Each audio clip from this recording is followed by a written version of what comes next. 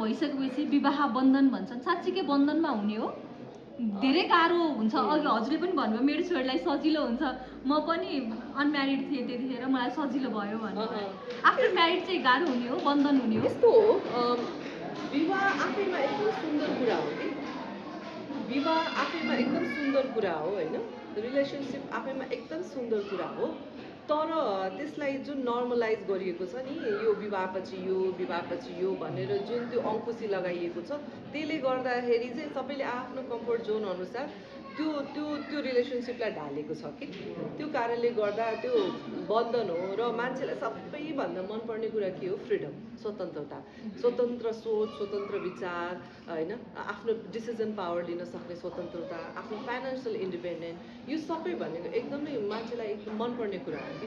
जस्तै मेरो छोरी अहिले, उसलाई मैले तिमी यो नगर त्यो नगर भने उसलाई धेरै पुल गरेँ भने, पुल ब्याक गरेँ भने ऊ त्यति नै धेरै उछुटेर गलत ठाउँमा जान्छ कि। सो उसले बुझ्ने र उसको उमेरलाई के हेल्प हुन्छ त्यो अनुसार उसलाई मैले सपोर्ट गरेँ भने, उसलाई त्यो फ्रिडम दियो भने मैले, तिमीले लाइफको डिसिजन्सहरू, तिमीले आफ्नो लाइफ पार्टनर चुन्ने डिसिजन, आफ्नो करियर कुन करियरमा जाने त्यो डिसिजन उसलाई मैले छोडिदिएको छु कि, उसलाई नै उसले आफ्नो हिसाबले चुज गर्न पाउँछ। तिमी चुज गर, इफ यु आर कन्फ्युज त्यसपछि म छु होइन, तिमीलाई केही क्वेसन छ त्यसपछि म छु भनेर भन्छु। त्यो फ्रिडम अहिलेको जेनेरेसनलाई छ। तर हाम्रो बेलामा पनि थियो, तर समाजको डर थियो कि हाम्रो आमा बुवालाई। तैपनि मेरो बुवा आमाले मलाई लज्जा बुवा भनेर पठाउनु भयो। त्यसको लागि चाहिँ मेरो आमा बुवाप्रति सधैँ आभारी छु कि म। गाह्रो कुरा हो नि त है, आजभन्दा 25-26 वर्ष अगाडि गाह्रो थियो। तर म मिस नेपालमा आएर हजुरको पत्रिकामा कन्टेस्टेन्टको जुन 1 हप्ता अगाडि फोटो आउँछ नि, त्यसपछि मात्र सारा बिरगन्जले, मेरो रिलेटिभले थाहा पाउनुभयो। त्योभन्दा अगाडि मलाई, मेरो सानी आमा, बुवा आमा र मामालाई मात्र थाहा थियो कि। अनि मेरो माइली बहिनी, हामी 5 जनालाई मात्र थाहा थियो कि म यसरी लडिरहेको छु कम्पिटिसनमा भनेर। त्यस्तो टाइम थियो हजुर। त्यो थाहा दिँदाखेरि चाहिँ समाजले 10वटा कुरा गर्ने भन्ने कुरा, त्यस्तो वातावरणबाट अब अहिले उसलाई ल जाऊ गर, तिमीलाई मिस नेपालमा जान मन छ भने पनि जाऊ, मुभी इन्डस्ट्रीमा जाऊ। अझ मुभी गरिरहेको छु अहिले होइन, मैले मुभी यस्तो राम्रो अहिले करियर हो नि मुभी, ल जाऊ गर भन्छु। अब ऊ सोच्दैछ कतिको सजिलो भएको छ मामुलाई हेरेर छोरीलाई चाहिँ सिक्नको लागि, आफूलाई ग्रो अप गर्नको लागि अझै राम्रो गर्नुपर्छ है भनेर अलिकति जिम्मेवारी वहन गर्नको लागि चाहिँ रेस्पोन्सिबिलिटी र एक्सपेक्टेसन्स एकदम हाई छ। सिन्स मम्मी मिस नेपाल हो, टाइटल होल्डर, अनि I think since a very young as, सानो हुँदादेखि नै मम्मीले धेरै कुरा सिकाउनु भएको छ अनि धेरै गाइडेन्स पाएको भएर पनि I feel like I am in a much better state right now.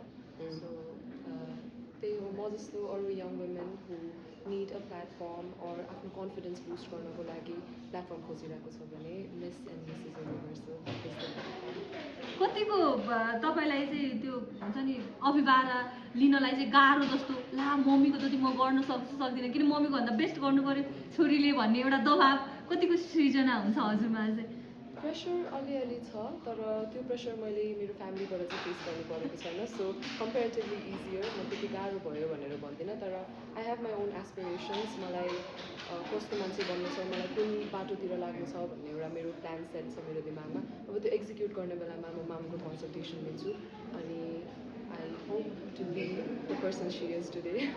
अब कतिजनालाई भन्नुहुन्छ होइन, इजी पनि लाइफ हुन्छ एउटा कोही सेलिब्रेटीको बच्चा हुनलाई, किड्स हुनलाई, अनि त्यही ताजले चाहिँ आफूलाई गाह्रो पनि बनाइदिन्छ अरे कि। आफूले गरेको मेहनतलाई चाहिँ उषा खड्कीको छोरी हो किन नहुनु, इजियर पनि लिइदिरहेको हुन्छ होइन, अथवा ब्लेम पनि राखेको हुन्छ नेपो किड्सको होइन। कतिको गाह्रो हुन्छ सजिलो हुन्छ होइन, त्यो त सोसाइटीमा भएको कुरा हो, सुनिराखेको कुरा हो। अब मैले चाहिँ एकदम अर्ली एजदेखि एक्सपिरियन्स गरेको कुरा हो। मेरो स्कुलतिर हुँदाखेरि मेरो सबै टिचरहरूले मलाई फर्स्टमा भेट्दाखेरि एभ्री वान वाज लाइक तपाईँ उषा खड्कीको छोरी हो भनेर फर्स्टमै सम्बोधन गर्दा त्यसरी गर्नुहुन्थ्यो। अनि जुन चाहिँ मलाई एकदम अनकम्फर्टेबल लाग्थ्यो त्यो बेला, मलाई आफ्नो नामले चिनिन मन थियो। तर अब एज बढ्दै गएपछि, बुझ्दै आएपछि सर्टेन एडभान्टेज छ, तर पनि म आफ्नै बाटोमा हिँड्न चाहन्छु। मामुको support is an additional support I would say. मामुबाट हेरेर मलाई यो चाहिँ भइदिएको भए हुन्थ्यो जस्तो लाग्ने चिजहरू के त मामुको?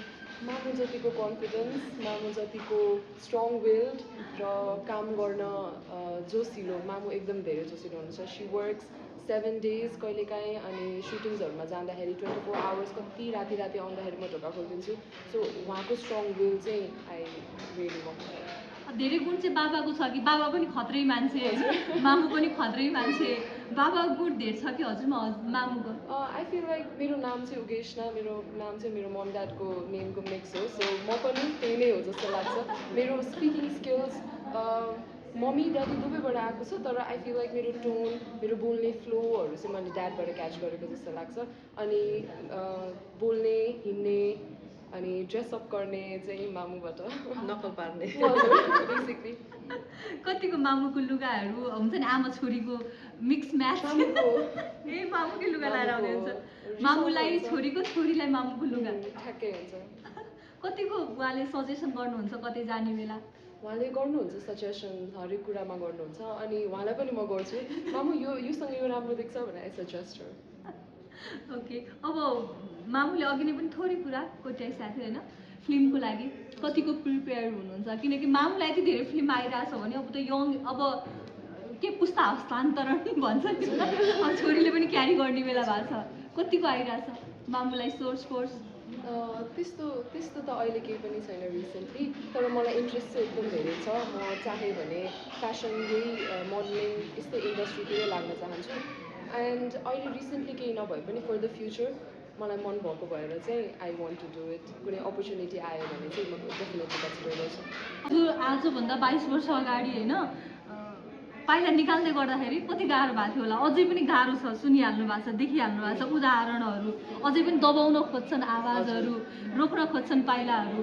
कतिको गाह्रो हुन्छ कसरी चाहिँ निस्किने महिलाहरू घरबाट गाह्रो त हुन्छ तर अनम्यारिडहरूलाई चाहिँ अझ सजिलो नै हुन्छ होइन आमा बुवाबाट दुवैजना मध्ये एकजना सपोर्टिभहरू भए पनि त्यो मिलिहाल्छ मेरो केसमा चाहिँ दुवैजना सपोर्टिभ हुनुहुन्थ्यो र अब मेरो छोरी म जुन उमेरमा यो इन्डस्ट्रीमा आएको थिएँ त्यो उमेरमा पुगेकी चाहिँ र उसलाई सपोर्ट गर्ने म छु र ऊ यति लक्की छ कि यो जेनेरेसनको बच्चाहरू ऊ मात्र होइन अरूहरू पनि लक्की नै छन् कि अहिलेको जेनेरेसनको ममहरूले मेरो छोरी पढाइमा मात्र होइन एकाडेमिक मात्र होइन समाजमा केही नाम गरोस् आफ्नो नामले चिनोस् के यस्तो काम गरोस् जसले उसलाई उसको पर्सनालिटी ग्रोम होस् भन्ने चाहना चाहिँ छ अनि यो कलाकारिता क्षेत्र पेजेन्ट यसमा चाहिँ धेरै इन्ट्रेस्ट छ कि अहिलेको जेनेरेसनलाई र सँगसँगै पेरेन्ट्सलाई पनि त्यो एउटा सपोर्ट छ र अब जस्तै आउट अफ भ्यालीको कुरा गर्नुहुन्छ भने धेरैले के भन्नुहुन्छ भन्दा ल काठमाडौँमा पनि दुनियाँ देखेको छ सारा चिज छ यो छ यहाँ सपोर्ट हुन्छ तर काठमाडौँ बाहिर हुँदैन भन्नुहुन्छ त्यो एकदमै रङ हो